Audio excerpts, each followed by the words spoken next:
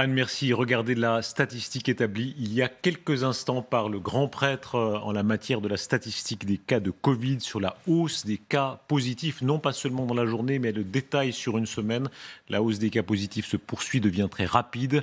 Aujourd'hui, à la première fois, 100 jours fériés dans la moyenne mobile, on retrouve donc un nombre de cas positifs qui n'est plus sous-évalué. On en détecte 16 442 chaque jour en moyenne, 67% en une semaine. Professeur, vous êtes toujours avec nous pour expliquer ces chiffres. Oui, il y a la vaccination qui atténue un peu le choc, mais on est quand même dans une hausse extrêmement marquée. Oui, là c'est certain, cette fois-ci on est dans une vague qui est une cinquième vague, il n'y a plus de doute possible. La vitesse est assez forte. Gabriel Attal disait ce matin que c'était une évolution fulgurante. En tout cas, c'est une évolution rapide comme on a vu lors des vagues précédentes. Une fois encore, le marqueur qu'on utilisera pour prendre des mesures, c'est l'hôpital. Dans votre service, qu'est-ce qu'il en est précisément ? On a été très protégés et il n'y avait pas de malades qui étaient hospitalisés pour nouveaux cas de Covid jusqu'à avant-hier où il y a 5 patients qui sont arrivés, tous non vaccinés, dans un service dans lequel il y a un tiers des lits de réanimation lourde qui sont fermés depuis le mois de juillet dernier par manque de personnel. Donc il n'y a que 10 lits de réanimation, au lieu de 15 habituellement, pour recevoir ces malades-là. Donc c'est une illustration parfaite du problème de l'hôpital aujourd'hui. Et ce n'est pas seulement une affaire de nombre de lits, c'est des personnels qui ont été fatigués par des mois et des mois de Covid, d'heures supplémentaires sur lesquelles on les a recrutés pour boucher les trous, et qui sont largement démotivés. Avec des profils de non-vaccinés. Avec des profils essentiellement de non-vaccinés.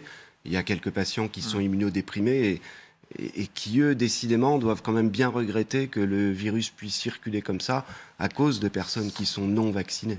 La grande question, c'est la troisième dose, Anne. On voit ce soir à quel point ça s'accélère. Il y a des appels de tous les côtés, beaucoup de médecins. Oui, exactement. L'avis du Conseil d'orientation déjà de la stratégie vaccinale, il se prononce non seulement en faveur de cet abaissement de l'âge d'éligibilité au rappel à 50 ans, ce qui permettrait selon lui de réduire, il dit, de 40 à 50% le nombre d'hospitalisations en soins critiques, mais il indique que les données de la modélisation de l'épidémie incitent aussi à en envisager la vaccination de l'ensemble de la population adulte.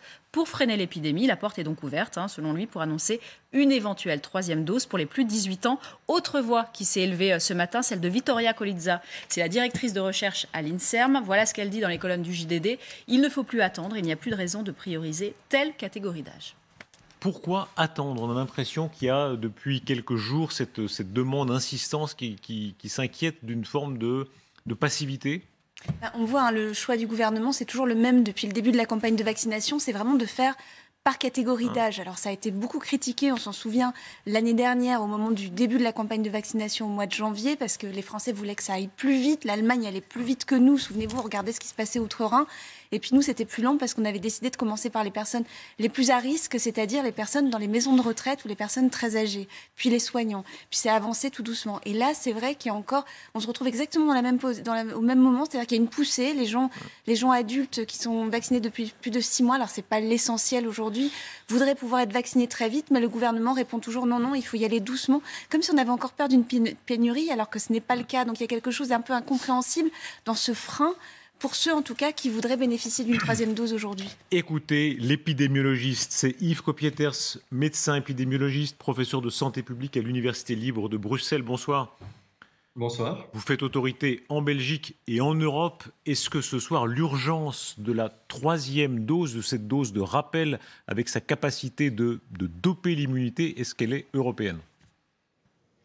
Alors oui, bien sûr, l'urgence est européenne. Maintenant, l'urgence reste quand même sur les groupes cibles. On parle bien des personnes de plus de 65 ans. Ça, c'est la grande priorité. Et bien sûr, toutes les autres personnes qui ont des comorbidités. Donc, on doit rester quand même en priorité dans la logique des groupes cibles, ceux qui sont à risque de faire des formes graves. Et tout l'effort doit être fait absolument sur ces formes-là. Alors, c'est vrai qu'il y a une tendance vraiment politique à élargir à toute la tranche d'âge. En Belgique, à partir de 2022, ce sera ouvert aux plus de 18 ans. C'est très bien. Mais il faut aussi se rappeler que cette troisième dose, elle entraîne aussi pas mal d'hésitations parce que certaines personnes ont eu des réactions désagréables. Ce ne sont pas des effets secondaires graves, mais des petites réactions lors de leurs 2 premières doses. Et donc, il faut quand même rappeler les protocoles par rapport, je dirais, à la durée après la première dose, qui est bien de 6 mois. Pour les personnes qui ont fait un Covid alors qu'ils ont été tout à fait bien vaccinés, là aussi, il y a une réflexion à avoir parce que là, il n'y a peut-être pas d'urgence à foncer sur la 3e dose. Et puis, pour celles et ceux qui ont eu des réactions atypiques avec les 2 premières doses, je pense qu'ils doivent avoir une réflexion avec leur médecin généraliste et ça doit se faire en bonne connaissance de cause. Professeur, est-ce que vous comprenez alors ce n'est pas des différences gigantesques, mais enfin il y a quand même dans la communauté scientifique visiblement des sons de cloche différents, ceux qui vous disent il faut y aller, il n'y a aucune raison d'attendre, et ceux qui vous disent ah attendez quand même d'abord les plus de 65 et il y a quand même des petits désagréments.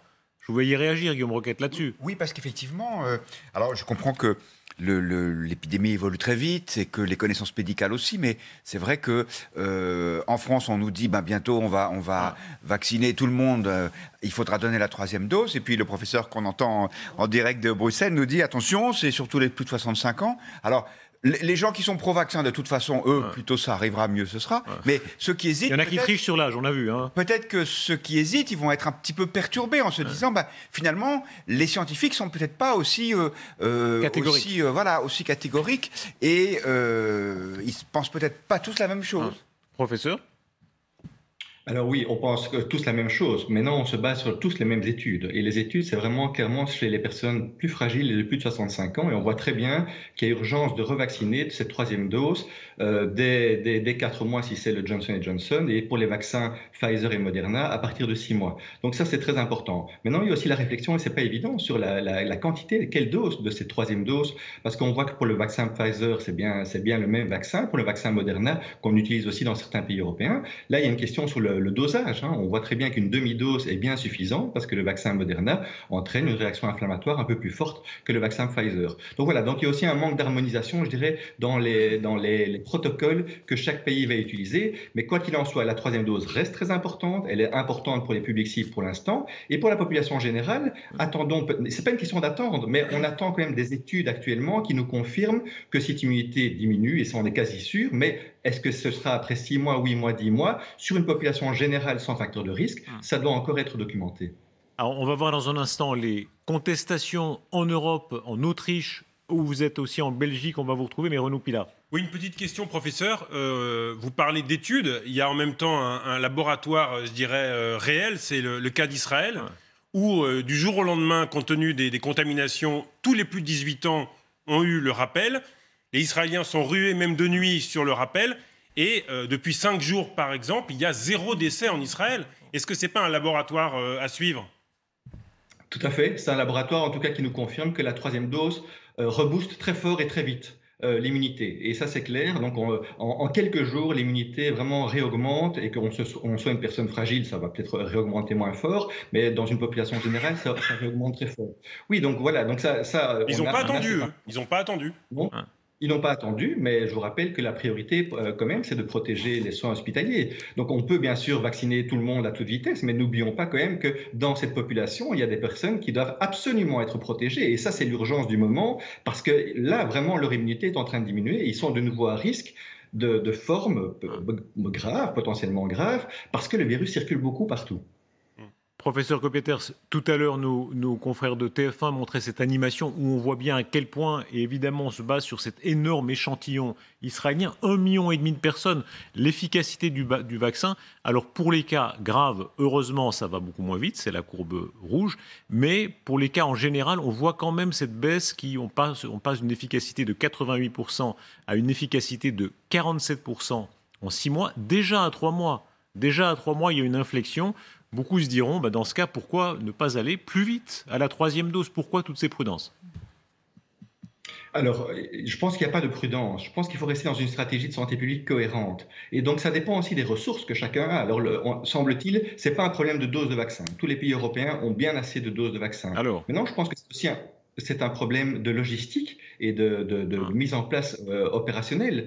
On voit très bien dans certains pays européens, comme la Belgique, les centres de vaccination ont été fermés. Donc, il faut réouvrir les centres de vaccination, il faut redéployer du personnel. Donc, voilà. Donc, ça demande aussi une réorganisation, peut-être différente des autres stratégies, peut-être plus impliquer la médecine de première ligne dans cette troisième dose, parce que, je dirais, la situation clinique de chacun est un peu différente qu'auparavant. Alors, restez avec nous, professeur, parce que toutes ces mesures à venir ou déjà décidées provoquent des réactions extrêmement vives dans plusieurs pays d'Europe. Anne, c'est le cas notamment en Autriche, c'est le cas en Belgique où nous sommes justement. À Bruxelles justement, où des manifestations contre les restrictions sanitaires ont eu lieu cet après-midi. 35 000 personnes ont manifesté. Ça s'est un peu tendu à la fin de cette manifestation avec un groupe de personnes qui a lancé des projectiles contre la police, qui elle a répliqué avec des canons à eau et des gaz lacrymogènes. Des personnes qui protestent notamment contre l'interdiction des bars et des restos aux personnes non vaccinées, mais aussi contre le retour du masque des 10 ans en intérieur et en extérieur dans les événements publics, ou même celui du télétravail, retour au télétravail 4 jours par semaine pour les emplois qui le permettent. En Autriche, une manifestation s'est déroulée dans le calme.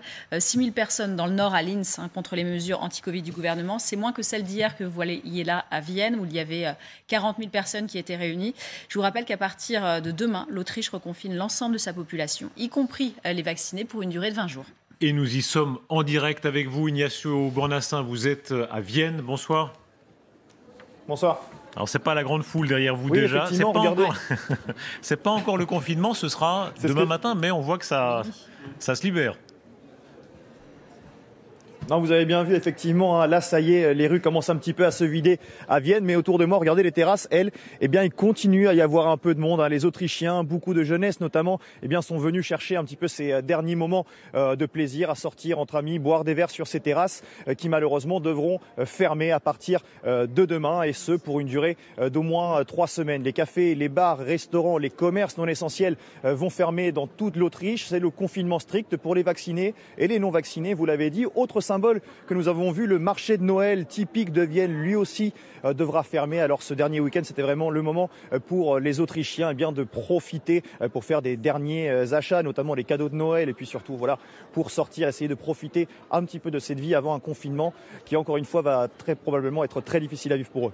Comment est-ce que c'est accepté? Si on comprend bien, donc tous les gens qui sont derrière vous, demain soir, c'est la série Netflix obligatoire à la maison ou autre activité qui nous rappelle mars 2020. Comment c'est pris?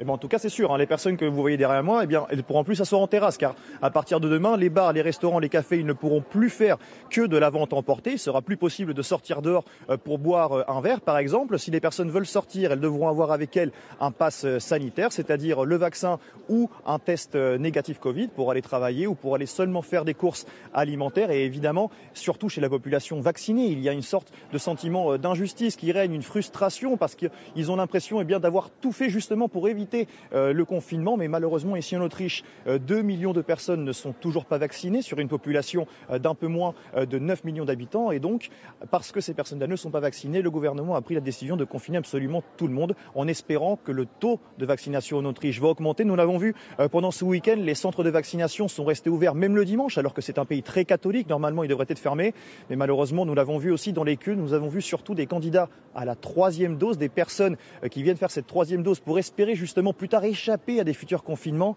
Mais dans ces queues, il y avait très peu de personnes qui sont venues pour une première injection. Donc on se rend compte pour l'instant eh bien, que cet effet confinement strict et obligation vaccinale qui serait mise en place à partir du 1er février, eh bien, n'a pas pour l'instant l'effet escompté en Autriche. Le taux de vaccination a toujours du mal à grimper. C'est pour ça que certains craignent ici eh bien, que le confinement de 3 semaines ne dure finalement encore plus longtemps.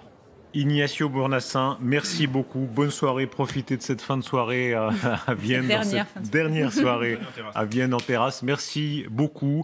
On l'a dit, l'Autriche et puis la Belgique. Et nous repartons pour la Belgique où vous êtes toujours, Yves Copieters.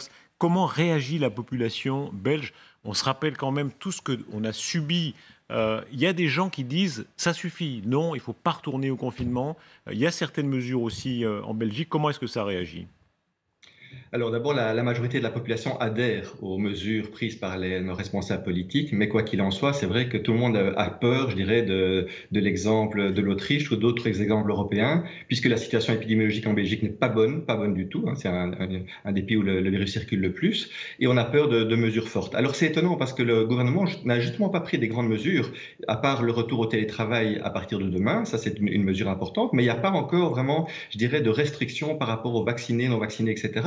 Par contre, on sent que les idées européennes risquent d'arriver. On sent que les partis politiques commencent à parler de l'obligation vaccinale, commencent à parler de mesures spécifiques pour les non-vaccinés. Et je pense que c'est ça qui explique le fondement de la manifestation aujourd'hui, et aussi toujours ce pass sanitaire qui est toujours pas bien passé en Belgique.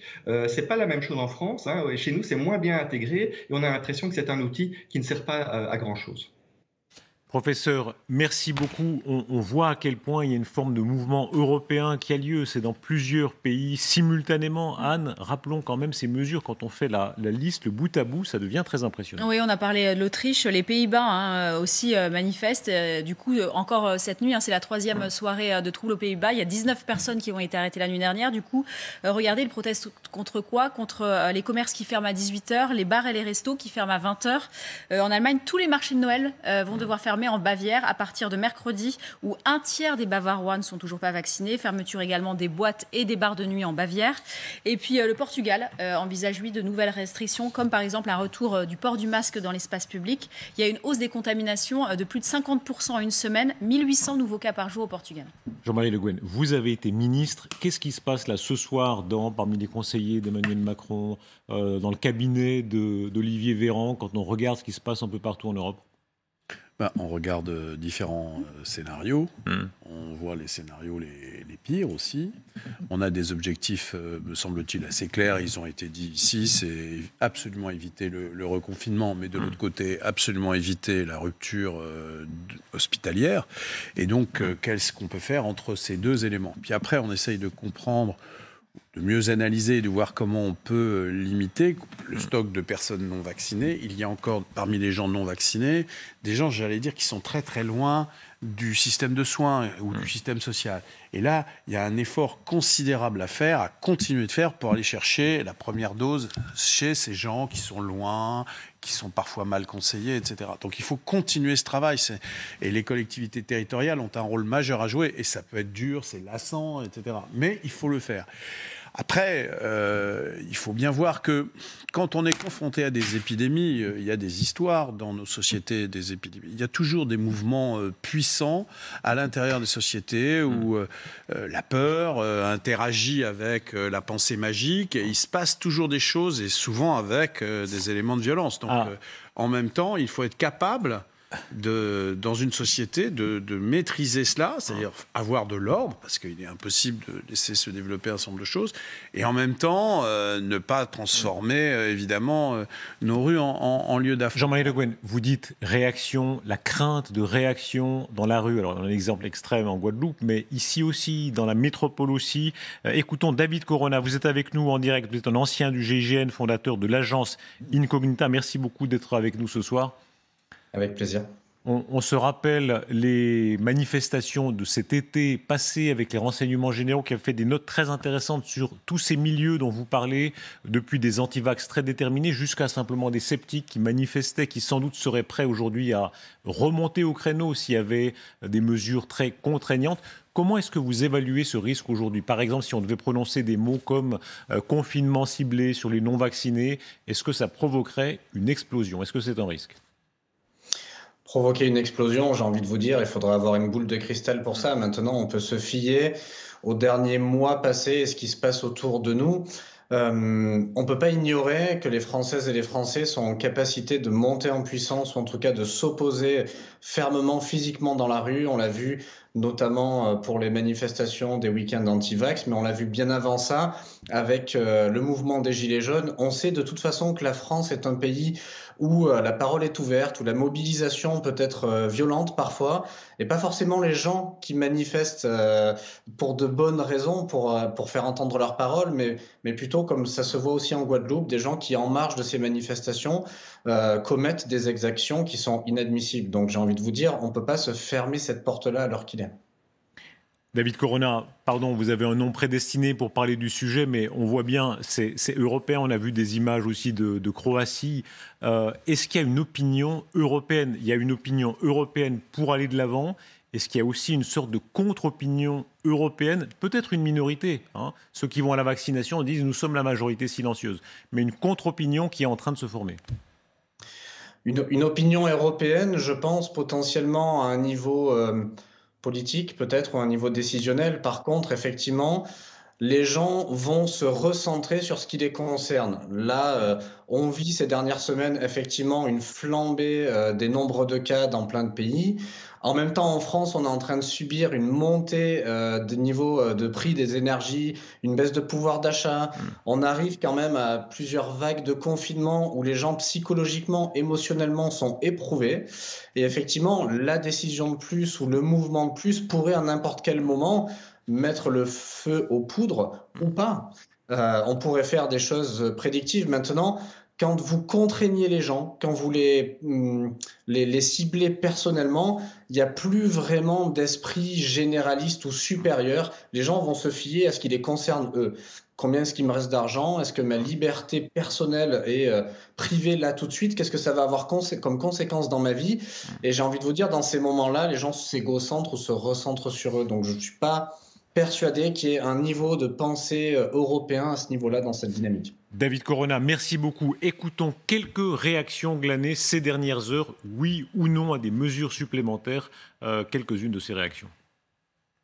Les restrictions, ça dépasse les bornes là, vraiment. Je trouve que c'est plus possible de continuer comme ça. Pour le bien commun, je pense qu'il faut que tout le monde se mobilise et que tout le monde fasse le nécessaire pour au plus vite sortir de la crise sanitaire. Les gestes barrières, la 3e dose, et après s'il faut des restrictions, il faut les faire. Moi j'ai 66 ans, je vois pas pourquoi je vais m'enfermer encore une année de suite chez moi. Non, pas du tout. On serait prêt à rester chez nous s'il le fallait, télétravailler à 100%. On parle que. Renaud Pilat. Je peux me tromper, mais moi il me semble que les Français vaccinés supporteraient quasiment pas de nouvelles mesures de couvre-feu ou de confinement. Vraiment, on a été prévenus depuis le 12 juillet, le pass sanitaire. Donc il me semble que politiquement, ça serait désastreux. En revanche, moi je ne comprends pas deux choses. Pourquoi, dans les jours qui viennent, Olivier Véran, par exemple, ne fait pas un point très précis pour nous informer du nombre de lits soins intensifs qui sont disponibles. Tout le monde a en tête, mettons, 5 000, 6 000, 7 000.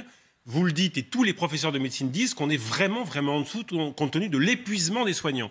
Moi, j'aimerais savoir si on a aujourd'hui 2500, 3000 maximum de soins intensifs pour qu'on soit informé et que ça incite les gens à faire ce qu'il faut. Et puis, deuxièmement, je ne comprends pas, pour y revenir, pourquoi on n'incite pas dès aujourd'hui, nationalement, au rappel 3e dose pour les plus de 18 ans, en rouvrant massivement les centres de vaccination, parce que c'est ce mouvement médiatique national de choc qui pousserait même les plus de 65 ans et les plus de 50 ans à se faire vacciner. Là, les plus de 65 ans, c'est pas assez audible dans l'univers médiatique dans lequel on vit. Et pardon, ça a déjà évolué parce qu'on est passé ensuite aux plus de 50 ans, aux plus de 40 ans. Mais c'est pas assez audible. Il faut que toute la population, tout d'un coup, en parle, que les ados en parlent, que on en parle en famille, on en parle le dimanche. Est-ce que tu as été vacciné? C'est ça qui a marché le 12 juillet. On voit que les Israéliens, ça a marché. C'est ça, ce volontarisme un peu à l'israélienne. Allez, tout le monde. Mais tout le monde, comme ça, tout le monde en parle. Comme ça, tout le monde en parle. C'est que tout le monde n'est pas d'accord là-dessus, mais enfin, est-ce que vous êtes... En juillet dernier, on voit bien que justement, le poids de l'instauration du pass sanitaire, ça a poussé plein de gens à aller se faire vacciner et il y a un peu une affaire de choc. Il y a une chose quand même que j'aimerais dire, c'est-à-dire qu'on parle du vaccin ici depuis le début de la 3e dose et il ne faut pas négliger les mesures barrières. Ça semble aujourd'hui...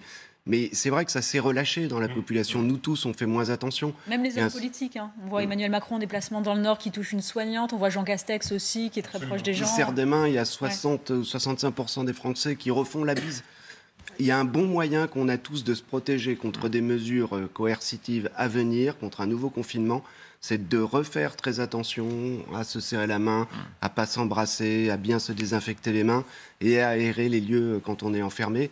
c'est la base et ça évite quand même un grand nombre d'infections et donc un grand nombre de catastrophes à venir. Vous dites ça, pardon, mais sans être pessimiste, tout ce qu'on a appris récemment sur la diffusion aérienne fait que dans un bistrot, évidemment, quand on boit, quand on mange, l'hiver, on est un peu les uns sur les autres, c'est mal parti, quoi. Disons, si on n'est pas vacciné.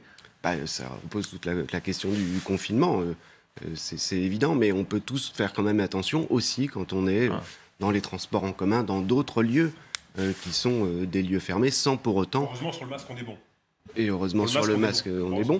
Les Français ont bien suivi. Est-ce que la société française est prête maintenant à faire le pas de plus? On voit que c'est contesté encore une fois. Certains disent ça suffit, on en a fait beaucoup, on s'arrête là, on laisse courir un peu le virus. Et ça dépend de ce que vous appelez le pas de plus. Parce que, par exemple, troisième dose, en tout cas. Alors ça, je pense qu'il n'y a aucun problème et que les Français le feront. La question, c'est jusqu'où on va. Est-ce qu'on va, par exemple, jusqu'au retour du télétravail? Pour l'instant, c'est plus le cas aujourd'hui. Quand on posait la question à Elisabeth Borne, elle dit non, on ne va pas là-dessus. Alors l'idée, évidemment, c'est de ne pas freiner la reprise. Est-ce qu'à un moment, il faudra venir là-dessus? À mon avis, les réticences sont plutôt du côté de l'État, d'ailleurs, plutôt que du côté des Français sur le télétravail. Ensuite, vous demandiez tout à l'heure si les Français accepteraient un couvre-feu.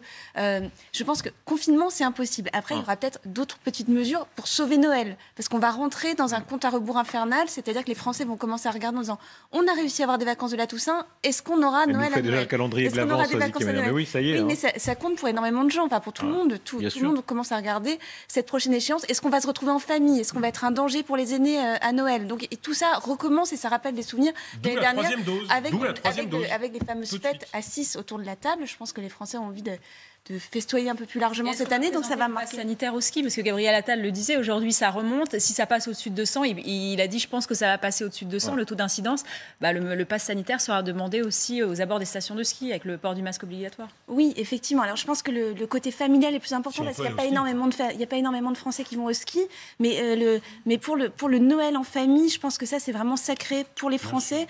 Il ne faut pas oublier non plus, évidemment, qu'on est, vous l'avez rappelé tout à l'heure, 140 jours. Là aussi, on fait les décomptes avant le premier tour. Calendrier de l'avant. C'est l'autre calendrier de l'avant, celui des journées politiques et des politiques. Et donc, c'est avant la présidentielle.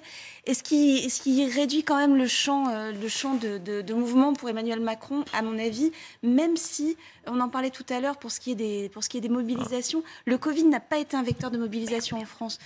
On était juste un an après la crise des Gilets jaunes, au moment du confinement de 2020. Il n'y a pas eu de corrélation du tout entre les deux. Ça a augmenté la popularité d'Emmanuel Macron.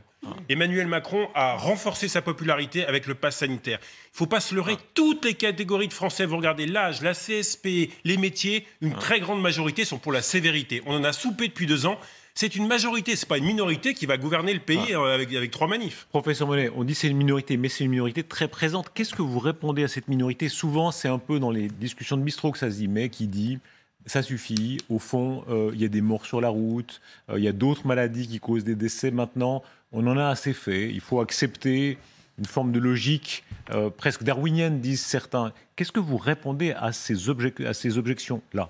La limite, je pense, c'est celle où on ne peut plus admettre les gens à l'hôpital. Ça ne s'est pas produit en France, ça s'est produit dans d'autres pays. Lors des vagues précédentes, même lors de la première, tous les gens qui avaient besoin d'aller en réanimation, ils y sont allés. Et il me semble que si en revanche, là, on devait dire qu'il y a des gens qui restent dans les couloirs des services des urgences et qui sont obligés de mourir là sans soins, ça, ce serait inacceptable. C'est pour ça que le considérer comme la variable qui fait décider des mesures de confinement, c'est pas illogique. Donc communiquer dessus. Donc communiquer comme en même temps dessus. Allez-y, je vous en prie. Parce que Renaud Pilat disait, le ministre n'a qu'à dire le nombre de lits de réanimation disponibles. Mais ce serait avoué quotidiennement un échec collectif. Alors, ce n'est pas la faute du gouvernement, j'entends bien que ce n'est pas ça. On le connaît, c'est public. On l'entendra. On savait. On y reviendra dans quelques instants, après le journal, après la page politique aussi, le gouvernement qui est face à une semaine décisive. On verra pourquoi, mais d'abord, 23h, c'est l'heure des informations avec Anne. Avec ce soir un grave incident lors du match Lyon-Marseille. Le milieu de terrain de l'OM, Dimitri Payet, a été touché par une bouteille d'eau jetée par des supporters lyonnais. Il l'a reçu sur la tempe alors qu'il s'apprêtait à tirer un corner après seulement 5 minutes de jeu. Il est resté au sol pendant une longue minute. Le match a immédiatement été interrompu par l'arbitre. Il ne reprendra finalement pas ce soir. Le report vient d'être officiellement annoncé. Pour mémoire, Dimitri Payet avait déjà été touché par une bouteille en début de saison. Ça s'était passé sur le terrain de l'OGC Nice.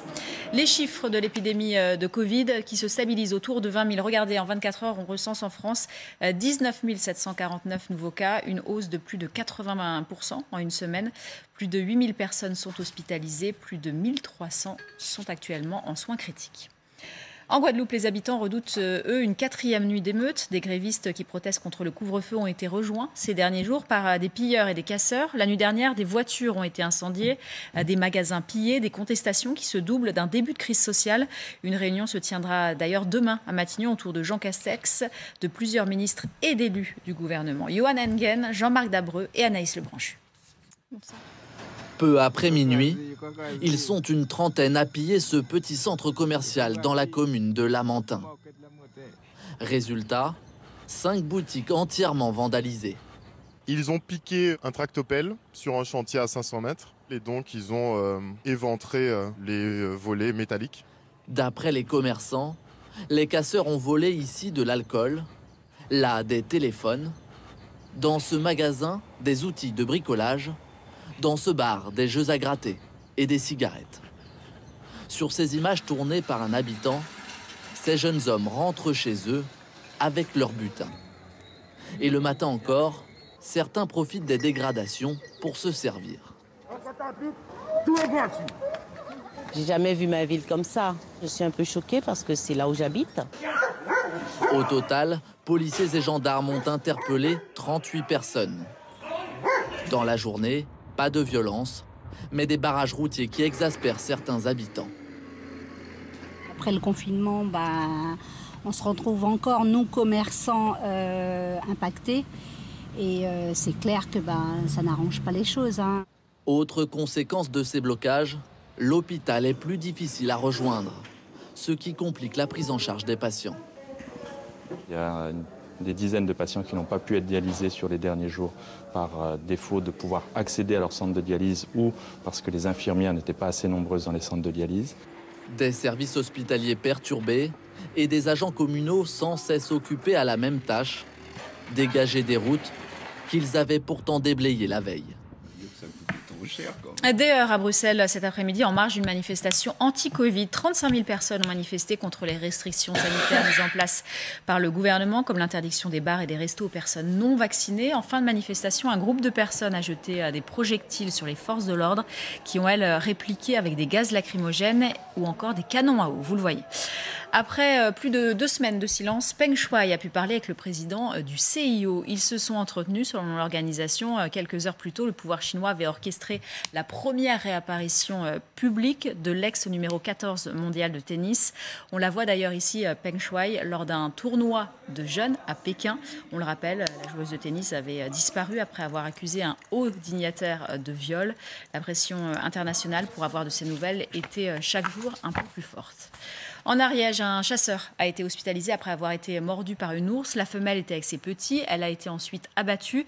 Il est difficile de comprendre les circonstances de cette attaque qui relance évidemment le débat sur la présence de ces animaux réintroduits dans les Pyrénées il y a 30 ans. Le candidat écolo à la prochaine présidentielle, Yannick Jadot, s'est lui exprimé sur notre antenne à ce sujet. Écoutez.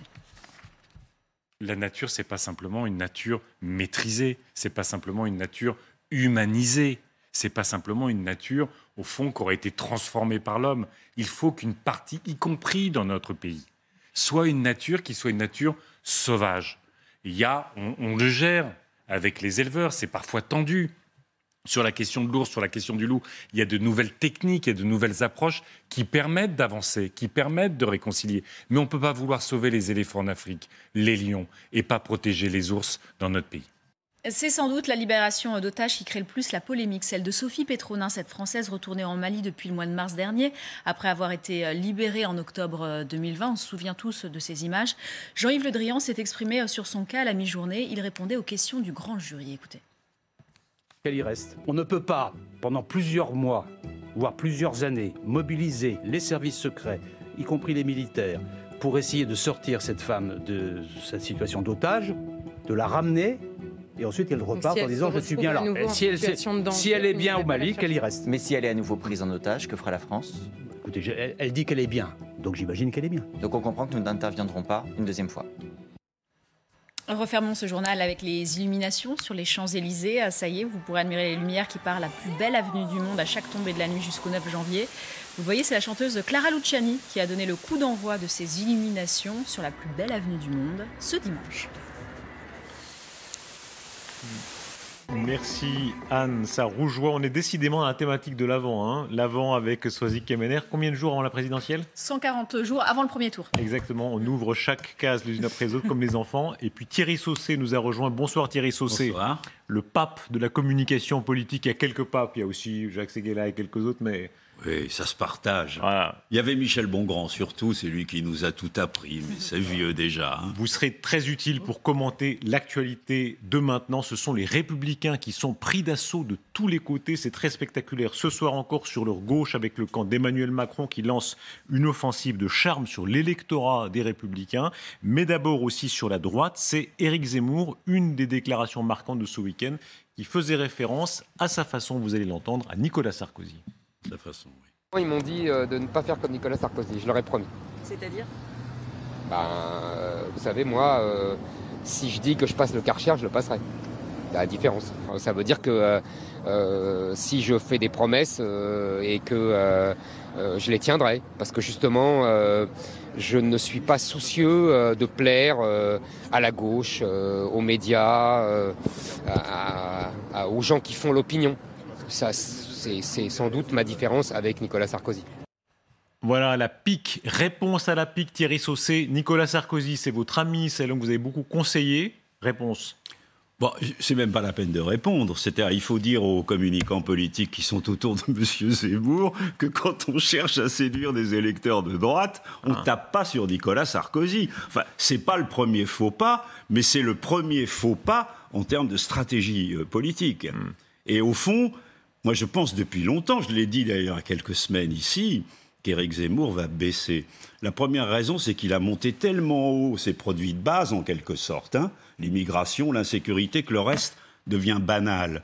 La deuxième raison, c'est qu'il a un cerveau des données et des analyses qui est surdéveloppé, et il a un cerveau de l'affect et des émotions qui est totalement quasi inexistant. Or, une élection, si vous voulez tenir jusqu'au bout, c'est aussi à un moment donné une histoire d'amour, c'est-à-dire il faut porter un rêve, en tout cas un espoir. Et donc pour ces raisons-là, je pense qu'il va baisser. Et c'est peut-être un espoir pour les Républicains. C'est la fameuse division entre l'âme et l'esprit. On dit souvent qu'on a de l'âme ou de l'esprit. Vous dites, vous, qu'il n'aurait pas assez d'âme. De l'esprit, mais pas assez d'âme. C'est un homme qui n'a absolument aucun affect, qui ne libère absolument aucune émotion, qui ne donne aucune envie de l'aimer. On peut être impressionné par lui. Et d'ailleurs, ce qui se passe, si, comme je le pense, il baisse, il fera un score. C'est l'événement de la campagne, il ne faut pas se raconter d'histoire. C'est une chance, je termine là-dessus, c'est une chance pour les Républicains. Attention, vous avez déjà quelqu'un qui n'est pas d'accord avec vous, mais... C'est possible. C'est une chance pour les Républicains, parce que je pense qu'une partie des voix qu'il perdra... C'est pas confirmé par les sondages pour l'instant. On voit qu'il recule dans l'attraction qu'il a du côté des Républicains, hein, en image. Mais pour l'instant, ça n'est pas confirmé par les sondages. Mais à 2 points ou 3 points près, c'est trop tôt pour le dire. Et une partie de ces voix, me semble-t-il, pourrait aller d'abord du côté républicain avant d'aller chez Marine Le Pen. Alors, c'est l'événement de cette fin de semaine. C'était jeudi déjà, mais ça résonne dans tout le week-end, ce sondage Opinionway qui, effectivement, on verra la suite, mais qui donne raison pour l'instant à Thierry Saucé. Oui, un des premiers sondages Opinionway pour les Échos, dans lequel on voyait que Éric Zemmour perdait 3 à 4 points. Dans l'hypothèse où Xavier Bertrand, par exemple, était investi candidat LR le 4 décembre prochain, on le voit, il repasse bien derrière Marine Le Pen. La marge d'erreur est un peu plus grande, hein, du coup. Quand même, Guillaume Roquette, vous avez souvent tenu cette analyse ici même, dans l'électorat de droite, dans votre lectorat aussi, ce côté attaqué sur la droite et sur la gauche, c'est un électorat qui reste très sollicité des deux côtés. On va parler d'Emmanuel Macron, mais d'abord Éric Zemmour, toujours. Oui, il est sollicité par Éric Zemmour, et c'est pour ça que Zemmour attaque Nicolas Sarkozy. Thierry Saucé disait, Zemmour, c'est pas mal de convictions et pas beaucoup d'affect. Ce serait méchant de dire que c'est le contraire de Nicolas Sarkozy. Mais peut-être que parfois, c'est ainsi que l'ont ressenti les électeurs de droite. Et la pique de Zemmour... C'est quand même plus sympathique, hein, dans ce sens-là. Oui, mais c'est plus sympathique dans une campagne électorale, certainement. Mais sur la durée... Les hommes de droite, entre eux, ils sont féroces. Hein. Regardez ça. Là, ça... Non, mais je pense qu'il faut se souvenir qu'en 2016, quand Nicolas Sarkozy a concouru pour la primaire de la droite, pour l'élection présidentielle de 2017, alors même qu'elle était ouverte, il est arrivé 3e. Et donc, il y a une déception, c'est réel. Et parce que, alors peut-être que Zemmour est excessif quand il dit Sarkozy avait promis le Karcher et on a eu Kouchner, c'est-à-dire le gouvernement d'ouverture. Mais c'est vrai que les électeurs de droite ont été déconcertés, dans une certaine mesure, par ce quinquennat de Nicolas Sarkozy. Moi, j'ai l'impression qu'effectivement, quand on monte si vite, ça s'est jamais vu. Hein, passer de 5% à 17-18% en 2 mois, quand on est un polémiste, ça ne s'est jamais vu.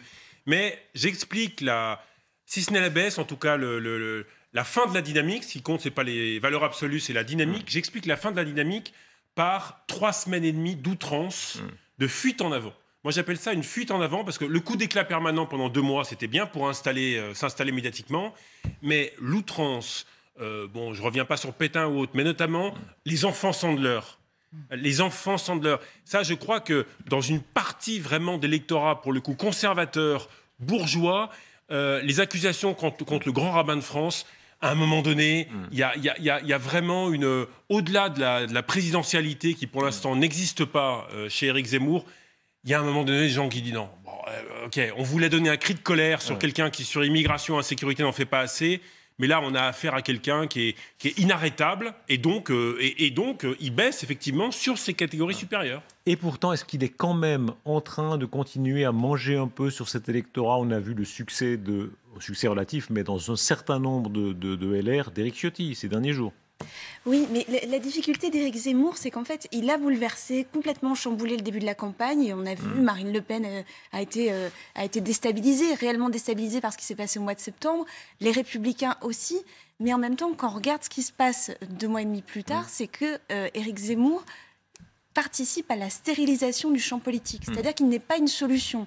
C'est-à-dire qu'il bloque éventuellement une poussée de Marine Le Pen, mais il n'y a pas de réponse de toute façon du côté des Républicains. Donc on a l'impression qu'ils sont tous les 3 comme ça en train de se regarder dans le chien de faïence et que ça n'apporte pas de réponse à un électorat de droite. Donc la question maintenant, ça va être qui peut amener les Républicains, ou en tout cas ceux qui se ressentent de droite et qui ont voté autrefois pour les Républicains, jusqu'au second tour de la présidentielle. Et là, pour l'instant, il n'y a pas vraiment de réponse. Et là, je voulais vous poser la question, vous disiez tout à l'heure qu'Éric Zemmour ne donnait pas envie.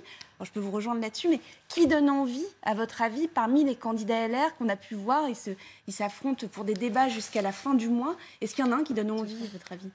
Je pense quand même que globalement, Valérie Pécresse ou Xavier Bertrand, bon, Barnier est un peu plus sérieux, surtout en ce moment, mais libère quand même plutôt un peu plus d'espoir et d'émotion que Zemmour, qui lui est au niveau absolument zéro. Bon, et c'est qui votre candidat, Thierry Saucet? Non, moi, écoutez, c'est tous... Vous savez, j'ai travaillé avec eux quand j'étais patron de la communication du gouvernement, je les connais par cœur, et donc moi, je fais comme Nicolas Sarkozy, je serai là pour les aider quand il le faudra, le moment venu. Ça, c'est une offre de service. Il y aura d'ailleurs, contrairement à ce que j'entends parfois, il n'y aura pas de miracle quand il y aura un seul candidat. Il ne va pas tout d'un coup gagner 3 ou 4 points dans les sondages. Mais en tout cas, il pourra y avoir à ce moment-là une dynamique, et la pompe aspirante pourra se faire dans l'autre sens que ce qu'a fait Zemmour au début. Si Éric Zemmour recule, qu'en dit Marine Le Pen?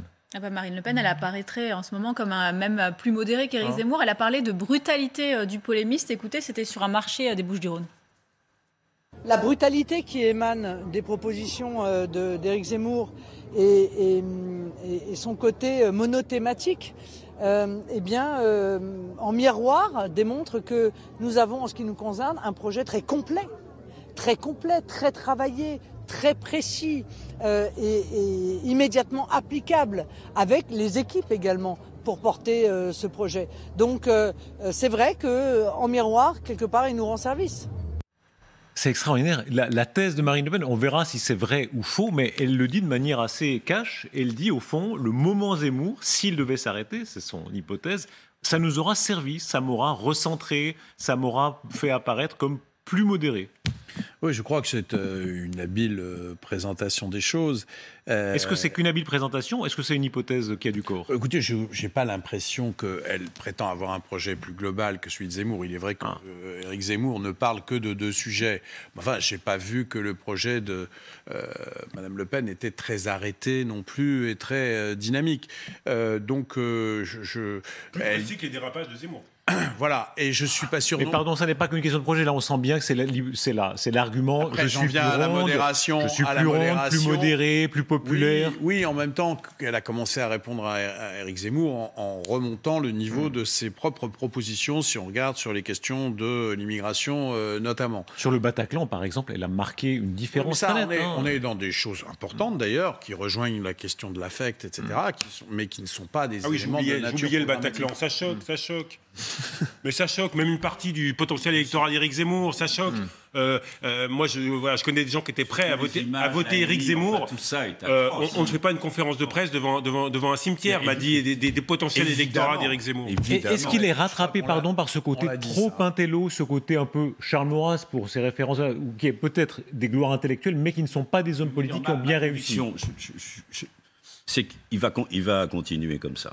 Je pense qu'il est seul, probablement avec 1 ou 2 personnes autour de lui. Il n'écoute pas. Et d'ailleurs, ça vient de loin. Quand vous lisez son livre sur Sarkozy, c'est formidable. C'est pas quand il écrit, c'est quand même fou. Il parle d'un ancien président de la République. Quand il écrit, quand Sarkozy s'apprêtait à venir voir Angela Merkel, son mari lui a montré des films de Louis de Funès pour qu'il se prépare à cette rencontre. Non mais écoutez, franchement, c'est-à-dire ce type dézingue, d'ailleurs dans son livre on le voit bien, il dézingue absolument tout ce qui bouge. Oui, enfin ça... non, mais tout ce qui bouge... C'est quand même quelque part... Non, mais il a... Enfin, ça, c'est rare à ce point-là, quand même. Ça plaît à une minorité. Oui, enfin, je ne connais pas... Enfin, moi, je n'ai pas connu ça, jamais sous la Ve République, à ce point-là. Guillaume Enquête. Le désengage général. Alors là, je pense qu'en ce moment, il y a pas mal de désengage. Vous avez lu son livre? Oui, en partie, pas totalement. Il faut le lire entièrement. Oui. Surtout quand ça se termine en disant la France a toujours trouvé son sauveur, Jeanne d'Arc, Napoléon, Charles de Gaulle, sous-entendu... Non, mais tu as raison. Vous voyez qui arrive maintenant. Guillaume Enquête, attendez. Je comprends très bien que ça soit la fête à Éric Zemmour, mais ça me paraît un peu précoce d'abord, parce que je pense qu'il y a forcément un effet plateau. Deuxièmement, il va poser d'autres questions, je veux dire, qu'il a déjà posées. Il va poser le problème de la jonction entre la droite et l'extrême droite. Et là-dessus, on attend de savoir ce que va dire LR. Franchement, cette question, personne n'y a répondu, et Marine Le Pen non plus. Donc il a encore quelques arguments à avancer, qui seront des arguments de fond, et qui ne se limiteront pas à ça. Deuxièmement, je pense que s'agissant de Le Pen, peut-être plus que de LR, la question est de savoir à quoi va servir Marine Le Pen si elle a un score de premier tour aussi bas, et qui rendra forcément extrêmement difficile sa capacité de rendre crédible l'idée qu'elle peut être une solution face à Macron. Réaction. Donc, je veux dire, c'est trop tôt pour dire qu'il est bas. Oui. Est-ce qu'on n'est pas un peu trop moutonnier? Il y a eu un effet moutonnier. On verra en février ou mars. Est-ce qu'on se presse pas un peu? Je pense que le bras de fer entre Zemmour et Macron, entre Zemmour et Marine Le Pen n'est pas terminé. Et c'est ce qu'il démarre. Voilà. Il démarre. Je pense mais pas c'est que peut-être pas Marine Le Pen qui va perdre. C'est peut-être pas Marine Le Pen qui va perdre. Écoutez, pas tout à fait mon avis. Guillaume Roquette. Non, moi, il me semble que effectivement, la campagne, elle démarre. Donc, ce qui est clair, c'est que là, Éric Zemmour, il traverse une mauvaise passe.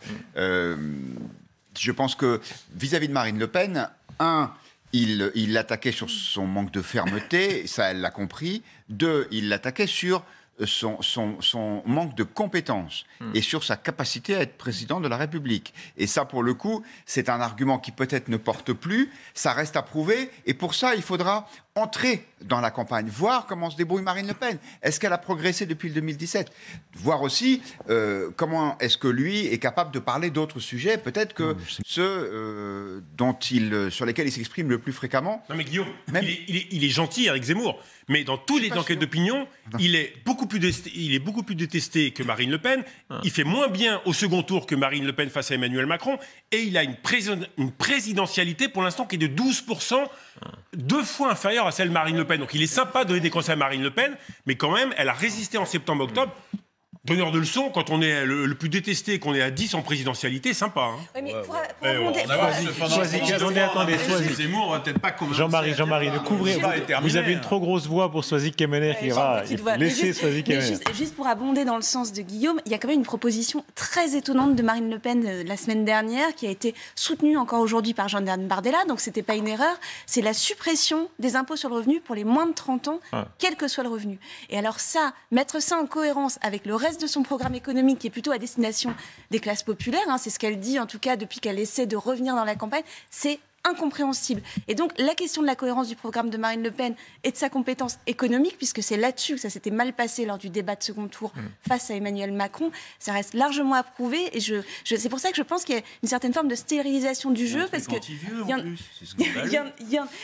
il peut y avoir un Éric Zemmour avec qui gagne pas en présidentialité jour après jour, mais on a aussi une Marine Le Pen qui manque sérieusement de cohérence économique, et d'un autre côté des LR que plus personne n'écoute. Ça fait beaucoup. Thierry Saucé, ce qui est frappant dans la discussion, c'est que la droite, extrême droite nationaliste, on peut dire ça comme ça, on a l'impression que tout se joue à droite. Il y a eu des invités de gauche encore aujourd'hui, on en verra des extraits, mais ce soir, tout se joue à droite, toujours. C'est pas nouveau d'ailleurs, en tout cas ça s'amplifie, il y a une évolution de la société française vers la droite. Il y a besoin de davantage d'autorité, plutôt des messages de droite que même Emmanuel Macron et on va le voir dans un instant, a d'ailleurs très bien compris. Voilà. Qui est le mieux placé pour ramasser la mise de tout ça, d'après vous ? Écoutez, vous savez bien que c'est partagé. Regardez, Emmanuel Macron, il est arrivé la dernière fois par le dégagisme. Aujourd'hui, il est le président protecteur. Et ça, inutile de vous dire que ça parle tant que c'est possible, ça parle à l'opinion, et même assez spécialement à la droite d'ailleurs. Quelque part, il est arrivé sur le changement. Maintenant, il joue plutôt la carte de la sécurité. Donc, il va faire une campagne un peu plus à droite qu'en 2017. Pour l'instant, le timing, protecteur, sécurité. Voilà, j'ai été là pour vous protéger et je vais le faire aussi, y compris sur les frontières. Enfin, vous allez. Protection et l'État-providence, c'était des valeurs de droite, mais bon. Non, j'ai parlé de protection. C'est plus compliqué que ça. J'ai parlé de la sécurité et du changement. Donc, je crois qu'il n'est pas contestable qu'il a fait de ce point de vue-là sa mue, qui le met aujourd'hui dans une position incontestablement plutôt favorable. Et c'est pour ça que l'équation, elle reste la même, avec un Zemmour à 18 ou un Zemmour à 12. C'est-à-dire, est-ce que la droite a encore un avenir dans ce pays avec Emmanuel Macron installé à l'Élysée? Et la réponse à cette question, elle dépend assez largement de qui sera le gagnant du Congrès des Républicains, quel sera le positionnement qui va être adopté par cette personne, parce que sinon, on revient dans le scénario catastrophe, c'est-à-dire les voix de droite stérilisées, parce qu'elles partent d'un côté chez Le Pen et de l'autre côté chez Macron. En tout cas, catastrophique pour les électeurs LR. On a compris. Dans votre esprit en particulier, Guillaume Roquette. 12% des Français. Pour l'instant... Bah oui, Thierry. Pour l'instant. 12-13. Alors, ça veut dire que si le candidat LR est au second tour, la droite républicaine est sauvée. On verra. La droite républicaine est sauvée. Si le candidat des Républicains n'est pas au second tour, franchement, on rentre à... on n'est jamais mort en politique, probablement. Regardez, même le Parti socialiste n'est pas encore mort.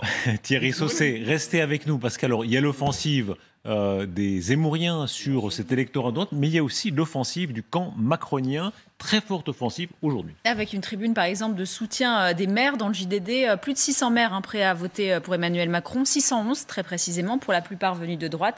Mais attention, on trouve quand même quelques maires qui nous viennent de la gauche. Olivier Klein, par exemple, le maire de Clichy-sous-Bois, le maire de Rodez aussi, Christian Descèdres, ou encore le maire de Bonifacio, qui est venu de la gauche, qui est maintenant rejoint La République En Marche, Jean-Charles Orsucci. Une tribune tout de même à majorité de droite avec de nombreux ex-LR. Et ça tombe bien, puisque le chef de l'État est un candidat de droite, assure aujourd'hui le ministre de l'Intérieur dans Le Parisien, Gérald Darmanin, qui dit « Celui qui peut le plus inspirer l'électorat de droite, c'est Emmanuel Macron ». Il charge aussi, le ministre de l'Intérieur, son ancien parti de droite. « Je constate qu'une grande partie des électeurs de droite et du centre ne pensent plus comme les Républicains ». Voilà, cette grande opération de charme en direction de la droite, est-ce que c'est le bon moment? Est-ce que ça marche? Est-ce que c'est risqué aussi? Parce qu'évidemment, il ne faut pas trop aller d'un côté et laisser l'autre côté dévoilé. Je crois que ce côté dévoilé, en fait, plus personne ne s'en occupe aujourd'hui. C'est-à-dire que de la gauche, on est à moins de 30%, même moins que ça, d'intention de voix. C'est des voix qui ne s'additionnent pas. On voit bien, même les voix socialistes et écologistes ne se mettent pas ensemble pour créer une sorte de... pas un super candidat, mais en tout cas une possibilité d'alternance. On voit bien que ça n'existe pas pour l'instant de ce côté-là de l'échiquier politique. On est prudent, on est à 140 jours, mais pour l'instant, en tout cas, il n'y a rien à regarder de ce côté-là. Donc l'idée, c'est de ne pas perdre le socle de premier tour de 2017, d'avoir quand même quelques petits signaux. Alors le revenu d'engagement, il devient un contrat d'engagement pour les jeunes. Donc ça, c'est pas vraiment un signal à destination de la gauche, mais le quoi qu'il en coûte doit servir de laisser-passer en fait à Emmanuel Macron pour ce côté-là de l'échiquier politique. Et pour ce qui est de la droite, eh bien... Comment, pardon, je me permets d'interrompre, on voit cette image qui a beaucoup frappé Emmanuel Macron au milieu de M. Lisnard et de M. Larcher, qui défiait un peu ces maires dont beaucoup étaient de droite. On va entendre le sonneur tout à l'heure quand il fait référence au général de Gaulle. Comment est-ce que vous l'analysez ça, cette manière d'aller au contact, de défier la droite, tout en la captant en partie? Mais c'est ça depuis le début, et c'est raconté dans un excellent livre, Chérie, j'ai rétréci la droite, de mon frère Olivier Beaumont et Nathalie Chuc, et ils expliquent justement la danse d'Emmanuel Macron avec Nicolas Sarkozy. Et un ministre m'avait dit à l'époque, Nicolas Sarkozy est tout le temps derrière Emmanuel Macron parce qu'il sait que son magot, c'est-à-dire son magot électoral, la droite est derrière Emmanuel Macron. Donc Emmanuel Macron danse avec la droite de toute façon depuis le début du quinquennat, il le fait très bien, et là c'est pas... Ça c'est du commentaire de l'image, vous voyez, moi j'aurais pas vu ça comme ça sur cette image, mais c'est une danse. Alors, je ne vous parlais pas obligatoirement de ce qui est à l'écran, mais c'est pas anodin qu'on ait aujourd'hui une interview de Gérald Darmanin, qui est un proche de Xavier Bertrand. On sent bien qu'il n'a pas eu le choix, qu'il fallait... Avec cependant un socle de gauche qui reste. Il arrive, c'est ça la gageure, c'est de garder en même temps ses électeurs de gauche. À partir du moment où la gauche est totalement éclatée et basse, il n'a pas besoin d'adresser des signes à la gauche pour que le centre-gauche vote pour lui. Je rappelle un chiffre, 46% des sympathisants PS a une bonne opinion d'Emmanuel Macron, et notamment grâce à l'État-providence et au quoi qu'il en coûte. Je reviens une seconde, je suis assez d'accord avec ce que dit Guillaume Roquette. Tout va dépendre sur Zemmour et Marine Le Pen du candidat qui va sortir le 4 décembre du congrès LR. Et encore, la seule fois où la droite a été puissante ces dernières années, c'était avec François Fillon. Pourquoi ? Parce que Fillon a réussi à réconcilier le conservatisme et le libéralisme. Conservateur libéral. Or aujourd'hui, la droite libérale, ce que j'appelle la droite économique, je suis désolé, mais elle est chez Emmanuel Macron. Elle a vu ses impôts baisser, favorables aux entreprises, baisse des impôts de production. Macron mène sur le plan économique la politique que souhaite, on va dire pour aller vite, la bourgeoisie libérale ou les catégories supérieures. Et sur la sécurité et l'immigration, ils n'ont plus confiance en LR. Donc ils vont chez Zemmour parce qu'ils disent au moins Zemmour, ils n'ont plus confiance en LR. Quand on voit les débats, ils vont très à droite sur sécurité et immigration. Xavier Bertrand, Valérie Pécresse, Michel Barnier, Philippe Juvin. Mais franchement, s'ils avaient pu le faire depuis des années, ils savent très bien qu'on ne claque pas des doigts pour embaucher des policiers. Donc je crois qu'il y a une perte de crédibilité de la droite républicaine sur sécurité et immigration. Ça pourrait être un avantage pour eux, mais j'ai pas l'impression que les Français de droite disent « Oh là là, si Xavier Bertrand revient, ça va être génial » ou Valérie Pécresse sur sécurité et immigration. Séduction à droite. Sarkozy a échoué là-dessus. Invocation du général de Gaulle, c'est très frappant à quel point ça revient et ça revient sans cesse. Et dans la fameuse tribune que nous présentait Anne, c'est dans le texte, c'est les premières lignes du texte. Il y a bientôt 5 ans, les Français choisissaient comme président de la République un homme qui, pour la première fois depuis le général de Gaulle, n'avait jamais été élu, encore moins exercé de responsabilité locale. Et c'est encore le général de Gaulle qu'Emmanuel Macron utilisait, invoquait contre la droite justement et contre certaines critiques qui venaient de la droite. Écoutez. On est dans une période. Je pense qu'il y a d'ailleurs peu de mes prédécesseurs qui ont passé autant de temps à débattre avec les maires partout à travers la France. C'est ainsi, je ne suis d'ailleurs pas le seul président de la Ve République à ne pas avoir été maire. J'ai compris qu'on honorait beaucoup le général de Gaulle ces derniers temps, c'est peu qu'il ait eu le même défaut. Voilà, ironie, invocation du général, et évidemment ça touche une fibre. Oui, mais je trouve qu'on est quand même dans une période de très grande confusion intellectuelle. Alors c'est vrai d'ailleurs des acteurs qui eux-mêmes ont du mal à affirmer leur propre identité. Mais tout le monde est gaulliste, tout le monde est pour le quoi qu'il en coûte, tout le monde est pour la sécurité quoi qu'il en coûte aussi. Donc, c'est pour ça qu'on est dans une période très trouble. D'un certain point de vue, Zemmour a éclairé un certain nombre de choses sur des bases assez radicales, évidemment, mais où il tenait un discours un petit peu moins confus et un peu plus précis. On va voir ce qu'il va ressortir, effectivement. Moi, je doute que LR, en tant que tel, et il y ait une attente dans le pays autour d'une structure politique. Comme je doute d'ailleurs qu'il y ait une attente autour d'une structure comme le Parti socialiste, surtout avec les. Mais Jean-Marie, pardon, si je peux me permettre, je parle pas est-ce qu'il n'y a pas quelque chose d'effectivement gaullien là dans la posture d'Emmanuel Macron? On contourne un peu les corps intermédiaires, on va directement au maire, et puis le côté ni gauche ni droite, c'est la fameuse réponse du général de Gaulle dans l'interview de Michel Droit. Est-ce qu'il n'y a pas là quelque chose là de rémanent et de effectivement gaulliste ou en tout cas gaulien? Ça fait bondir. Non, parce que c'est juste ridicule, pardon, mais enfin voilà, le général de Gaulle, c'est la résistance, la Ve République, la décolonisation. C'est pas la même histoire, mais Emmanuel Macron, c'est en même temps. Dans le positionnement du en même temps, oui, il y avait du en même temps sur le général de Gaulle. Le contraire du en même temps. De Gaulle, c'était la politique de la chaise vide en Europe. De Gaulle, c'est l'homme qui tranche, c'est l'homme qui bouscule les partis politiques. C'est exactement le contraire. C'est l'homme qui en crée un aussi avec le RPF. Oui. Les partis politiques aussi. Mais il y a du en même temps chez de Gaulle. Mais non, il pactise avec les communistes à la sortie de la guerre. Il est colbertiste et en même temps, attendez, il n'y a pas plus en même temps que de Gaulle. Mais non, mais parce que la bourgeoisie et la participation, bien sûr que c'est gaulien. Mais non, vous vous trompez complètement. De Gaulle fait ce genre d'alliance quand il s'agit de bouleverser le pays. Emmanuel Macron fait ce genre d'alliance pour se maintenir au pouvoir, ce qui est et quand de Gaulle a le pays contre lui, il s'en va. Et en l'occurrence, c'est pas le cas d'Emmanuel Macron, mais franchement, il n'a pas eu le pays contre lui en l'occurrence pour l'instant. Faites le bilan réformateur du général de Gaulle et d'Emmanuel Macron. C'est pas insulter le président de la République actuelle de dire que on boxe pas dans la même. Ça fait 4 ans. C'est tout. Ah mais évidemment. De Gaulle disait ce que j'ai fait. Sera tôt ou tard source d'ardeur nouvelle. Écoutez, tant mieux si tout le monde fait référence au général de Gaulle. Pour en revenir au LR, je crois deux choses. D'abord, ce que font Darmanin, Le Cornu, enfin des professionnels de la politique. Hein. On sent bien là qu'il s'agit d'occuper le terrain. C'est à l'école Sarkozy pour dire les choses comme elles sont. Et donc, c'est pas tonton laisse pas béton ou la génération Mitterrand qui... Attendez, que ça avait très bien marché, qui consistait à occuper le terrain, Non, je fais juste une analyse, là, qui consistait à analyser... Les publicitaires n'aiment pas rapper quand ils ont perdu. Attendez, à occuper le terrain pendant que Mitterrand prenait la décision d'y aller ou pas et de l'annoncer plus tard. Donc, objectivement, c'est plutôt habile de leur part de faire ça. Ça n'empêchera pas Macron, moi je vous fiche mon billet, de rester sur le en même temps. Et de rappeler le moment venu, les avancées sociétales, pour que l'équilibre, quand même, non pas soit parfait entre l'aile droite qui va l'emporter et la gauche, mais qui est quand même un peu encore en même temps. Sur le fond, au-delà de la simple tactique, sur quoi est-ce qu'il peut y avoir une sorte de coup de barre à droite, ces maires de droite notamment, qui signent en faveur d'Emmanuel Macron, en quoi est-ce qu'ils peuvent essayer de capter un petit peu le quinquennat prochain en direction de la droite, si c'est effectivement Emmanuel Macron? Écoutez, Christian Estrosi, il parlait en l'occurrence de l'attitude vis-à-vis de la Russie, en disant, et ça c'est un thème de beaucoup de gens de droite actuellement, il faut rééquilibrer en direction de la Russie, y compris sortir du commandement intégré de l'OTAN. Écoutez-le. J'ai toujours été plutôt favorable à ça pour que nous restions assez indépendants dans ce domaine.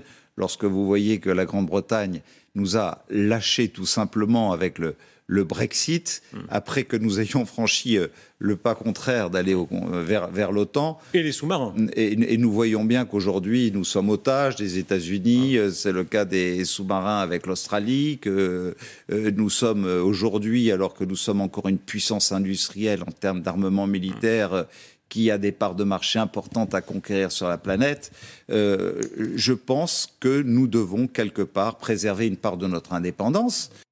Guillaume Roquette, en politique étrangère, dans certains domaines, est-ce que la droite peut effectivement, cette droite macronienne, dire si vous êtes des nôtres ou vice-versa, allez un petit peu plus dans notre sens? Je ne pense pas que ce soit l'axe principal. Je ne pense pas, par exemple, que ce soit le moment de faire reset à la Russie, alors qu'elle a des troupes massées à la frontière ukrainienne.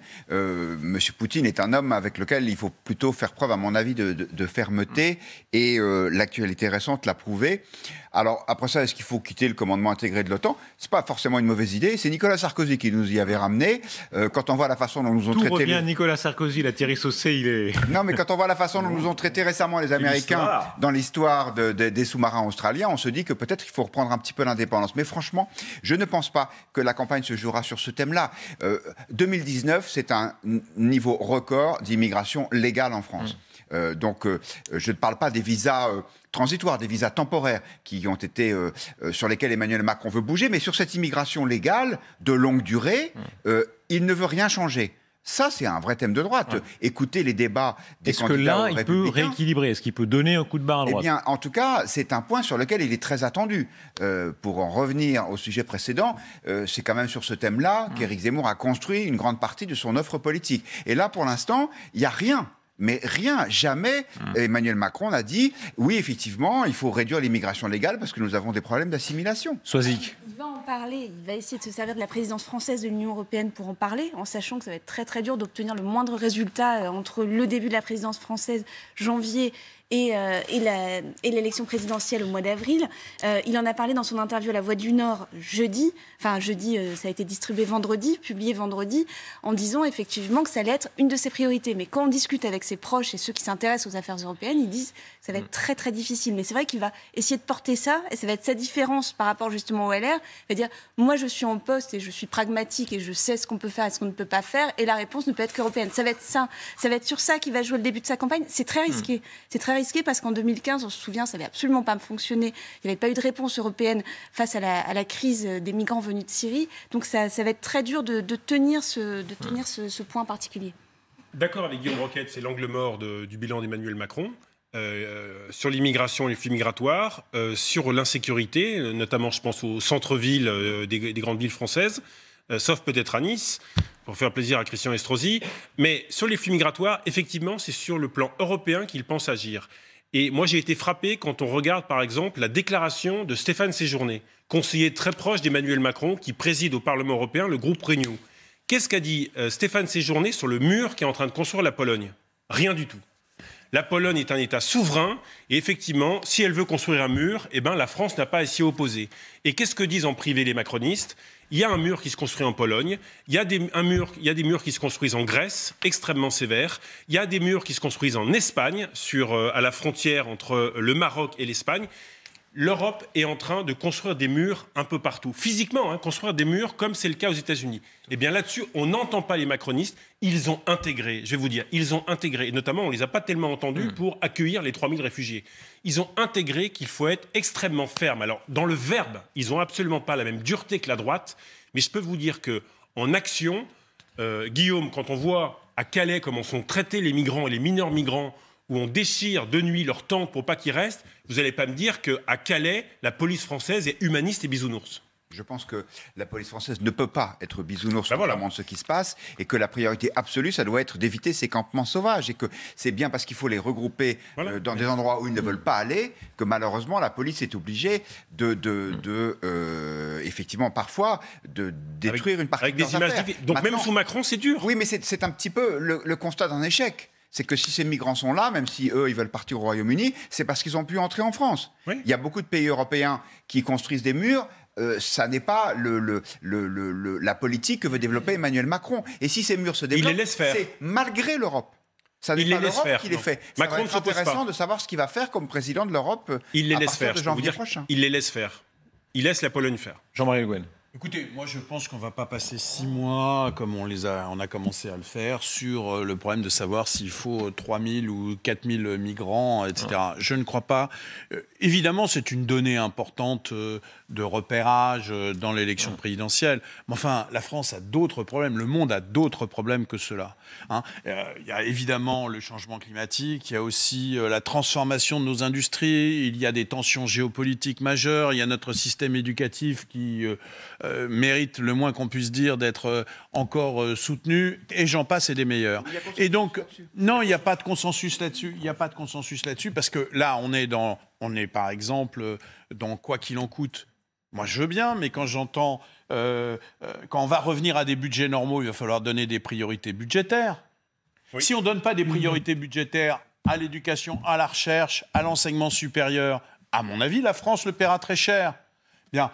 Donc il faudra bien un moment qu'il y ait des choix politiques qui soient faits. Tout n'est pas possible. Là, on est complètement anesthésié un peu sur la question économique et sociale parce qu'on est dans le quoi qu'il en coûte. Sauf que on a besoin de savoir un petit peu quelles vont être les priorités budgétaires, quelles vont être la nature des réformes.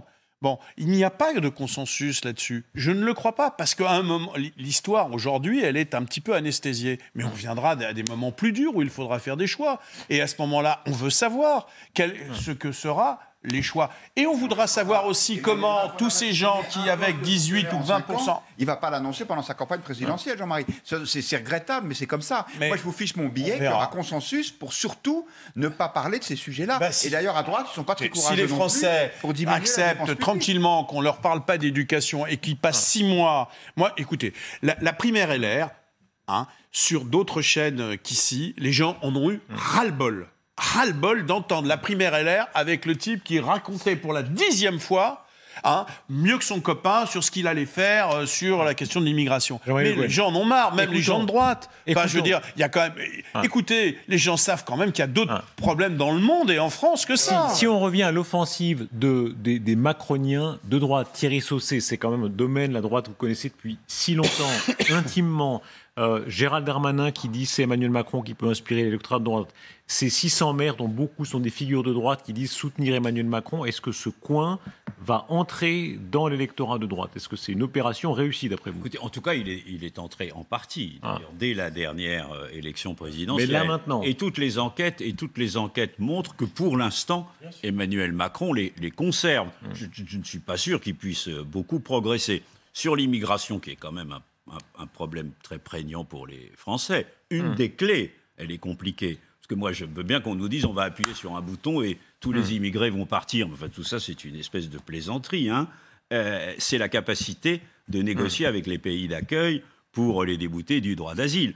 Voilà, par exemple, au moins elle est concrète, cette question-là, et elle ne peut se régler que si, au niveau français et probablement même au niveau européen, il y ait des avancées avec les pays concernés. Voilà une des clés. Oui, mais alors le problème, c'est d'obtenir l'accord des pays en question. Xavier Bertrand a dit, non mais ça n'a pas été tellement mauvais, Xavier Bertrand a dit, par exemple, que la France ne recevra plus le roi du Maroc, y compris dans ses propriétés, tant que le Maroc ne reprendra pas ses ressortissants, qu'on ne recevra plus aucun chef d'État. Bon courage. Vous voyez, ça c'est un point important parce qu'on dit mais ça, c'est concret. Macron, il séduit la droite, etc. On vient d'avoir les chiffres. La guerre à la Russie, maintenant il y a le Maroc, l'Algérie, la Tunisie, c'est sympa. Voilà, ça c'est un programme. Non mais ça, Jean-Marie Le Guen, à chaque fois qu'on veut expulser. Faites pas la guerre pour l'instant. À chaque fois. C'est comme ça, vous allez voir. Guillaume. À chaque fois qu'on veut expulser davantage de clandestins vers les pays du Maghreb, Jean-Marie Le Guen s'insurge. Il nous a dit si vous réduisez. Non, mais le côté j'appuie sur un bouton. Je termine ma phrase, cher Jean-Marie. Je me souviens très bien qu'il y a quelques semaines, quand j'avais suggéré ici que peut-être on pouvait donner un peu moins de visas à ces pays-là, de visas temporaires, pour les inciter à reprendre leurs clandestins, on m'avait dit ça va provoquer une crise majeure. Ça a été fait. Nous sommes encore dans ce studio. La Troisième Guerre mondiale n'a pas été déclenchée. Mais il n'en reste pas moins qu'au premier semestre 2021, le taux de reconduction à la frontière, c'est-à-dire ce qu'on appelle le taux d'exécution des gens qui sont forcés de quitter la France, il n'a jamais été aussi bas dans l'histoire. On est à 5,6%. Ça veut dire que 94% des gens ne partent pas. Vous venez de dire le contraire de ce que vous venez de me dire. Ils ont pris des bonnes positions, contrairement à ce que vous pensiez. Et les résultats, c'est pire. Moi je veux bien, mais... on les prend trop tard. 2, ça n'est pas suffisant. Mais ça montre que quand on peut prendre des décisions, qu'il faut arrêter d'avoir peur. Vous interdisez au chef d'État de rentrer sur le territoire français? Le roi du Maroc, il ne peut plus? Si c'est nécessaire. Le président tunisien, plus de contact. Mais de toute façon, alors, si c'est nécessaire, oui, il faut établir un rapport de force. Après, est-ce qu'il faut aller jusque-là? Je n'en sais rien, mais vous savez, c'est ce qu'on fait. De retour? Mais pour l'instant, il n'y en a pas de retour. Il n'y en a pas de retour. Mais non, 94% ne repartent pas. Vous vous rendez compte de ce que vous dites? Enfin, je veux dire, il y a un moment. Là, on est focalisé. Mais en l'occurrence, on est pris dans une histoire de course à l'échalote. À LR qui est complètement attristante. La demande d'asile est devenue une filière d'immigration majeure, Jean-Marie. On ne peut pas rester comme si ça n'existait pas. Mais qui a dit le contraire? Eh bien alors, Didier Lesky, il faut prendre des décisions. Didier Lesky, qui est le président de l'OFPRA, l'écrit, le fait, et travaille tous les jours sur cette affaire-là. Donc le problème... Mais le fait que vous ayez des gens à faire revenir dans leur pays, c'est certain, c'est un Jean-Marie vrai Le Guen, problème. pardon, Mais si la je peux, France sur le ne tourne principe, pas autour de ce problème, Jean-Marie Le Guen, y compris les problèmes Jean-Marie Le Guen, d'immigration vous trompez. ou les problèmes d'intégration des immigrés ne tournent pas autour de ce problème. Ces problèmes sont majeurs et c'est pour ça qu'ils reviennent Parce que à chaque vous avez élection décidé qu'ils étaient Jean-Marie Le majeurs. Guen, je vous interromps. Voilà, vous auriez été Zemmour à 18%. Oui, est-ce que c'est pas un cadeau à part ça, Éric Zemmour, effectivement, cette classe politique qui a toujours dit on devrait, on pourrait, mais qui, à la fin, on peut rien faire sur ce dossier-là? Non, mais on voit bien qu'il y a sans aucun doute des choses à faire et on pourrait en débattre. Mais il est vraiment illusoire d'amener la France à ne parler que de ce sujet et de prendre des mesures qui sont disproportionnées par rapport aux résultats. Jean-Marie Le Guen, merci. Regardons bien que la gestion du Covid sera ces prochains jours là décisive pour effectivement Emmanuel Macron, pour le gouvernement, pour son crédit à droite, mais aussi à gauche en général. Les voix se multiplient pour infléchir cette politique, notamment pour une 3e dose généralisée. C'était ce soir sur notre antenne un de ces maires de droite, justement, des signataires de la tribune du JDD, Christian Estrosi, qui demandait une action beaucoup plus volontariste en la matière. Je demande au président de la République qu'il n'y ait pas de tranche d'âge et que ce soit la 3e dose pour tous. Nous savons, c'est le Lancet qui donnait cette enquête. Après 6 mois, l'immunité baisse. Non, à quelques semaines après l'injection, vous êtes à 88% à peu près de protection. Mais déjà passé 4 mois, vous tombez à 45-47%. Ça veut dire que sans regarder forcément le délai des 6 mois, quand on passe le 4e, le 5e mois, il faut y aller à fond. Le Covid est de retour. Et j'attends vraiment de la part de nos concitoyens d'avoir la conscience de se mobiliser. Emmanuel Macron va l'annoncer. Voilà, cet appel. Dans pas longtemps. Vous en faites le pari que dans les jours qui viennent, vous allez voir. Il y a déjà une évolution. Évidemment. On est passé au plus de 50 ans, au plus de 40. La semaine qui s'ouvre, ça va s'accélérer très vite là dans ce dossier-là. Je crois que ça va s'accélérer très vite parce que il va y avoir des réunions, il va y avoir des conseils de défense sanitaire, et on voit bien qu'à partir du moment où les autorités sanitaires se mettent à se multiplier en disant il faut maintenant aller vite au rappel de 3e dose, les taux de contamination qu'on a vus ce soir doivent, selon moi, forcer le président à faire ce qu'ont fait d'autres pays, en tout cas en Israël, pour qu'il y ait un choc national. Moi, je ne crois qu'aux mesures nationales. Les mesures ciblées, on n'arrive pas à communiquer. On n'arrive pas à communiquer. Donc voilà, à un moment donné, tout le monde, plus de 18 ans, c'est simple. Thierry Sausset qui a fait du marketing. Non mais c'est vrai, en marketing, voilà. Non, mais je suis d'accord. Je suis d'accord. La mesure générale, elle est compréhensible par tout le monde. Et elle crée cette espèce de choc de motivation et de responsabilisation. Oui, mais avec toujours la difficulté qu'on n'ira pas vers ceux qui ne sont pas primo-vaccinés. C'est-à-dire que là, on va continuer avec ceux qui sont allés, qui ont adhéré. Oui, mais qu'est-ce qui les fait adhérer Moi, pour la 2e dose Non, pour la première. Non, mais attendez, laissez-moi finir. Et donc, les 6 millions, c'est perdu. Et donc, je pense qu'il est intéressant de regarder, même si ce serait sans doute assez mal perçu en France, mais que l'Autriche, par exemple, on se pose la question de l'Autriche, c'est vaccination obligatoire pour tous à partir du 1er février. Est-ce qu'on ne sera pas obligé à un moment de venir à ça pour plus de clarté? On sait que les Français aiment l'égalité. Est-ce que finalement, il ne faudrait pas Est-ce que le gouvernement peut aller encore plus loin? On l'évoquait dans la première heure, des mesures de contrainte sur les non-vaccinés. Vous vous dites c'est perdu, les 6 millions qui n'ont pas voulu ou qui n'ont pas senti l'urgence. Est-ce que des mesures plus contraignantes d'après vous, là, c'est jour honnêtement, prochain. aller chercher 4 mois avant une élection présidentielle les Français chez eux pour qu'ils se fassent vacciner les 6 millions, bon courage. Là, je veux bien qu'il y ait des kamikazes, c'est comme la dissolution de 97. Un pass sanitaire qui va devenir, avec les 3 doses, un pass vaccinal. Oui, voilà. Pardonnez-moi, vous n'êtes pas très loin de la vaccination obligatoire si vous voulez vivre à peu près normalement. Et c'est soutenu par 62% des Français, encore une fois. Écoutons la majorité. Ce qui est pas considérable quand même, hein. 62%, ça veut dire que vous avez encore près de 4 Français sur 10 qui ne sont pas convaincus.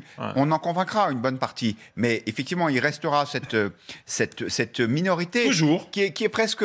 Dans la vie, il y a toujours une minorité. Anarchisante. Ça veut dire que de toute façon, Et là-dedans, vous avez à la fois des libéraux libertaires qui disent qu'il faut prendre son risque, la vie est un danger, donc arrêtons d'ouvrir des parapluies. Les jeunes qui veulent continuer à boire des bières. Et pour une fois, Yannick Jadot, enfin pardon, pas pour une fois, Yannick Jadot dit des choses sensées, ce qui prouve que ça lui arrive, quand il dit la troisième dose, c'est pas un référendum pour Macron. Et c'est assez vrai, mais il y a des gens qui le pensent aujourd'hui, et cela, vous aurez du mal à les faire changer d'avis. Les irrationnels, c'est pas la peine. Et parmi les questions qui seront soulevées dans les jours qui viennent, la vaccination des enfants, Anne Sefren, c'est vraiment ces jours prochains, là aussi, que des nouveaux signaux seront donnés. Oui, le gouvernement attend d'ici la fin de semaine prochaine un avis de la Haute Autorité de la Santé sur la vaccination des enfants. C'est vrai que la question, elle se pose aussi, parce que cette semaine, on a eu aussi des chiffres du ministère de l'Éducation sur le nombre de classes fermées. 4048 classes fermées en France sur 527 700, c'est 0,8% des établissements. Ça peut sembler peu, mais c'est 3 fois plus qu'avant les vacances de la Toussaint.